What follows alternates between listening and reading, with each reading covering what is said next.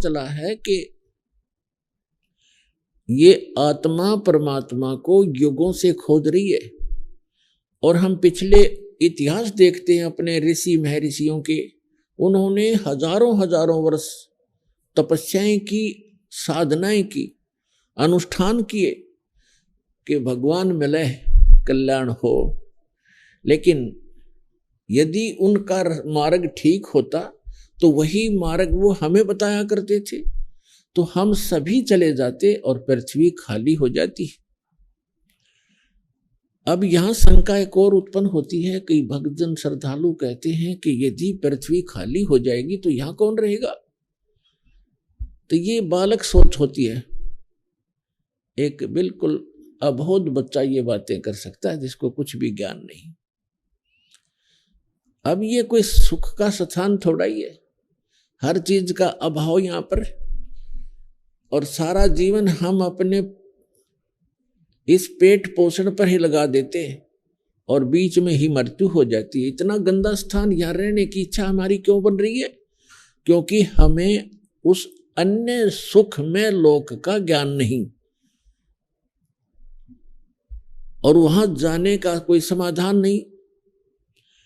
अब जैसे चंद्रमा खाली पड़ा है, ऊपर के ग्रह ये सभी खाली पड़े हैं, तो एक पत्थर ये भी पड़ा रहेगा। हमने कौन सा ठेका ले रखा है यहीं पर गर्मी और सर्दी और भूख प्यास इन कैंसर से पीड़ित होकर मरने और जीने की। यह तो हमारी मजबूरी है। जब हम ऐसे स्थान पर चले जाएंगे जहां हमें शरीर इतना अच्छा मिलेगा जिसमें कोई रोग नहीं, निरामे मिलेगा। निरामे, आमे माने रोग होता है, निरामे माने निरोग शरीर मिलेगा। और ऐसा ही वहां दुनिया होगी आपकी, ऐसे आपका परिवार होगा जो कभी मृत्यु को प्राप्त नहीं होगा। और वहां एक ऐसा शिष्टाचार होगा, यहाँ तक कद बहु सास ने गड़न लाग रही है या सास बहु से के सर हो रही है, रोज कोई ना कोई पंगा जी ने बना रहता जीव के, हम ढीठ होकर जी रहे हैं, कोई विकल्प दिखाई नहीं दे रहा। तो हम ऐसे स्थान पर चले जाएंगे जहां कोई दुख नहीं, कोई वृद्ध अवस्था नहीं। अब कौन वृद्ध होना चाहता है, कौन रोगी होना चाहता है, और सभी हो रहे हैं। कौन मरना चाहता है, और सभी मर रहे हैं। तो ऐसे गंदे लोक में और फिर कोई ये कहे कि ये खाली हो जाएगा, ये तो जितना शीघ्र खाली हो उतना अच्छा। ये रहने का स्थान है। कहीं फ्लड आ रही है, मर गए दुनिया, कहीं पर भूकंप आ गया है, कहीं पर वैसे सूखाग्रस्त, कोई रोग से मर रहा है, कोई किसी तरह करा रहा है।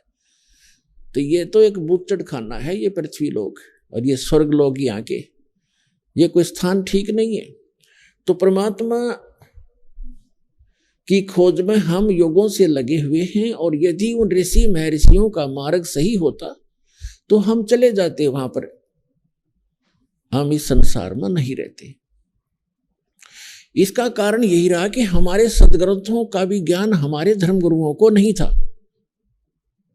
वर्तमान के अंदर तो बिल्कुल ही बिजली गिर गई है, और विशेषकर इस हिंदू धर्म में तो कमाल कर दिया। जितना भक्ति का इस अध्यात्म मार्ग में जो घोटाला देखा है इस हिंदू धर्म के अंदर, और अन्य धर्मों में नहीं देखने को मिलता। अन्य धर्मों के धर्मी जैसे कोई कुरान शरीफ का मानने वाला है, कम से कम कुरान शरीफ को आधार तो मान रहा है, और उसके अनुसार जैसा भी उनकी परंपरा वो एक ही तरह की भक्ति करे। इसी प्रकार ईसाई धर्म में देख ले, मुसलमान सिख धर्म में देख लो, और हिंदू धर्म में देख ले, जितने गुरु उतनी ही पूजा, जितने जो ज्ञान है उतने ही देवता। कोई कुछ पूज रहा है, कोई कुछ पूज रहा है, कोई कुछ बता रहा है, कोई कुछ बता रहा है, कोई आधार नहीं। जबकि हमारे सदग्रंथ हैं, उनको तो देखिए हम झांक के। तो हमारे धर्म गुरुओं को हमारे धर्म ग्रंथों का भी ज्ञान नहीं था।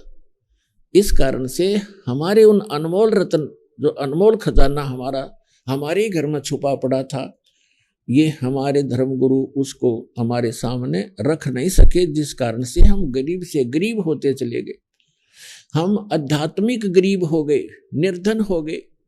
कबीर साहब कहते हैं, कबीर सब जग निर्धना और धनवंता ना कोई, धनवंता सो जानिए जिस पर राम नाम धन होए। तो हमारे पास राम नाम धन नहीं रहा, जिस कारण से हम भिखारी बन गए। तो पुण्यात्मा, अब हमने फिर धन, राम नाम के धन को पुनः संग्रहित करना है, शास्त्र अनुकूल साधना करें।